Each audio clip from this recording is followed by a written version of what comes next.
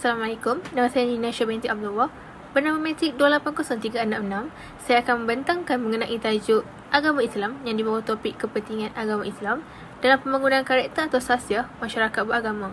Tugasan ini disediakan untuk Prof. Madya Dr. Muhammad Zailani bin Muhammad Yusof. Di bawah isi kandungan, terdapat 5 perkara yang akan dibincangkan, iaitu pengenalan, latar belakang, konsep, isu dan masalah, dan diakhiri dengan kesimpulan. Bagi bahagian pengenalan, Islam bermaksud tunduk, patuh atau berserah diri dan lebih digelar sebagai aslama. Islam merupakan satu-satunya agama wahyu yang diturunkan oleh Allah SWT kepada kesemua rasulnya atas tujuan untuk disampaikan kepada semua umat manusia. Berdasarkan Kamus Dewan Bahasa edisi keempat, agama membawa maksud kepercayaan kepada Tuhan dan bererti kepelbagaian sifat maupun kekuasaan Tuhan. Selain itu, agama berasal daripada bahasa Sanskrit daripada perkataan gam yang membawa maksud jalan. Malahan menurut Wahab dan Razali, setiap manusia yang hidup akan mempunyai agama. Oleh hal yang demikian, agama Islam ini dikatakan sempurna serta sentiasa sesuai dengan perkembangan hidup manusia sejagat dan tingkat kehidupan manusia sejak turun-temurun lagi. Seterusnya, latar belakang membincangkan mengenai sejarah ajaran Islam.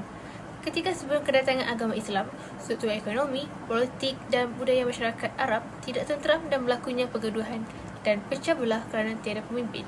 Semasa itu, masyarakat Arab hidup dalam suku dan kabilah tersendiri. Bangsa Arab ketika itu masih mempercayai mitos yang wujud sejak zaman nenek moyang mereka dan hanya memfokuskan kepada sistem kepercayaan paganisme, bermaksud menyembah roh, azimat, dewa dan juga pahala. Semasa awal kedatangan agama Islam, kelahiran Nabi Muhammad SAW menjadi permulaan kerana baginda merupakan Nabi akhir zaman yang akan menyampaikan agama Islam kepada seluruh umat Islam. Sebaik sahaja Allah mengangkatnya sebagai Rasul.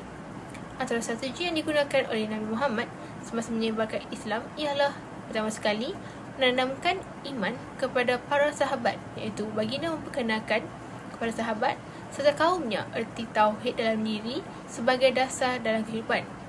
Allah SWT mencipta manusia adalah untuk menyembahnya dan melakukan kebaikan dunia untuk ke akhirat. Kedua, dakwah secara bertahap. Rasulullah SAW berdakwah melalui strategi serta tahap yang amat jelas.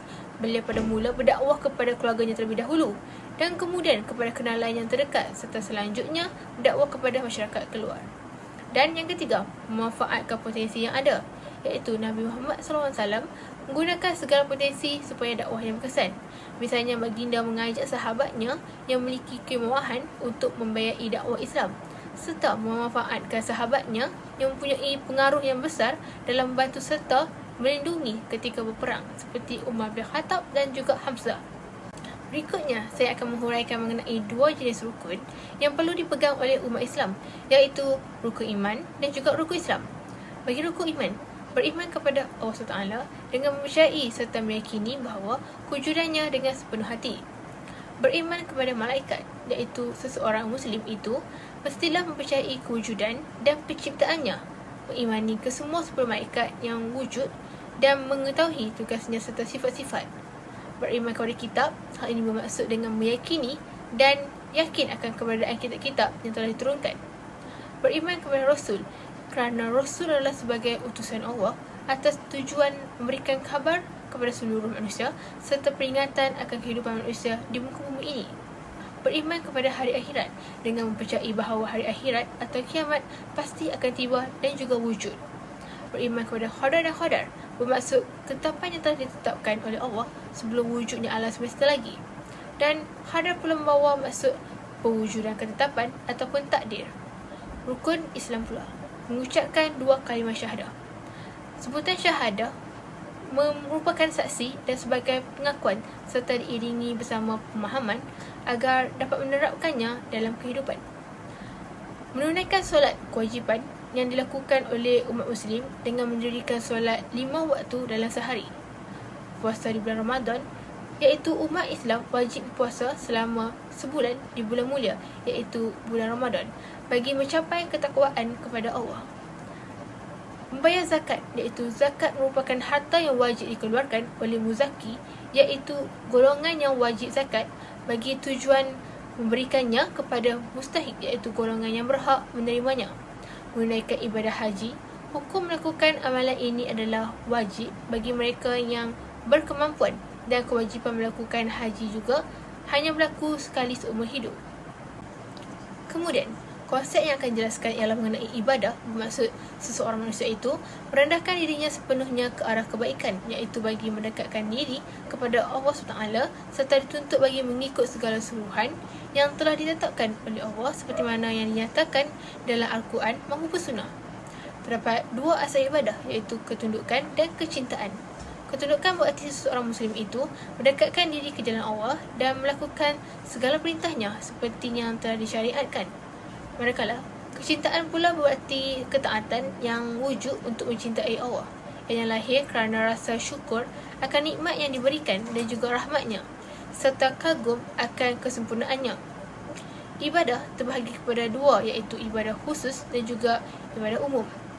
Terdapat ibadah-ibadah yang diingkari agama Islam, misalnya pekerjaan yang punya nilai negatif ke atas diri dan pihak lain, seperti pekerjaan ke arah maksiat, riba, penjualan benda haram dan berusukan haram ataupun syubhat. Tidak akan sama sekali diterima sebagai ibadah. Konsep bagi akhlak pula ialah akhlak merupakan perkataan yang berasal pada Arab yang bermaksud tingkah laku, perlakuan, tabiat atau perangai seseorang itu. Malah ianya juga bermaksud agama itu sendiri. Definisi akhlak bermaksud sifat yang wujud dalam diri seseorang yang dapat dizahirkan perbuatannya dengan mudah tanpa pemikiran dan paksaan. Agama Islam mempunyai dua jenis sumber yang dijadikan sebagai pegangan dalam hidup, iaitu Al-Quran dan juga As-Sunnah. Kedua-dua sumber ini digunakan dan dimanfaatkan bagi menguruskan kesemua urusan maupun di dunia dan di akhirat. Al-Quran dan As-Sunnah ini menjadi sumber akhlak Islamiah. Akhlak Islamiah sebagai satu ilmu berdasarkan kepada dua sumber yang mutlak ini dan yang mempunyai ciri-ciri yang tersendiri, iaitu bersifat menyeluruh dan juga mutlak, melengkapkan dan menyempurnakan tuntutan, bersifat sederhana dan seimbang, mencakupi suruhan dan larangan, bersih dalam pelaksanaan dan keseimbangan. Kita masuk pula kepada bahagian isu dan masalah. Isu dan masalah yang pertama yang dibincangkan ialah mengenai isu kurang penghayatan agama Islam. Seperti dalam gambar, bukti bagi isu ini menjelaskan bahawa terdapat budak yang berusia 4 tahun terlibat dalam isu dadah.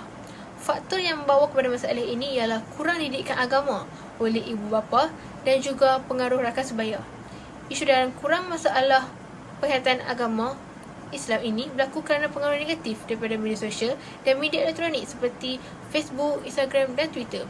Sememangnya dari sudut agama Islam telah melarang untuk melakukan perkara yang lara dan tidak baik. Namun, mata masyarakat kini telah dikaburi oleh media sosial dan media elektronik terhadap ilmu agama. Isu dan masalah yang kedua mengenai murtad. Berdasarkan gambar yang telah disediakan, buktikan bahawa isu murtad kini semakin berdosa. Menurut Majlis Agama Islam Selangor, isu ini semakin berdosa dalam kalangan masyarakat Malaysia dan mendapat perhatian yang serius oleh pihak yang berkepentingan. Berdasarkan isu ini, terdapat golongan murtad yang memperjuangkan ideologinya dengan mewujudkan laman di Facebook sebagai Mr. Murtad. Laman ini secara rasminya bergiat aktif dalam menyebarkan pengaruh berkaitan hal kebebasan untuk beragama dan dalam pada itu memburukkan agama dengan idea-idea penindasan dalam kehidupan.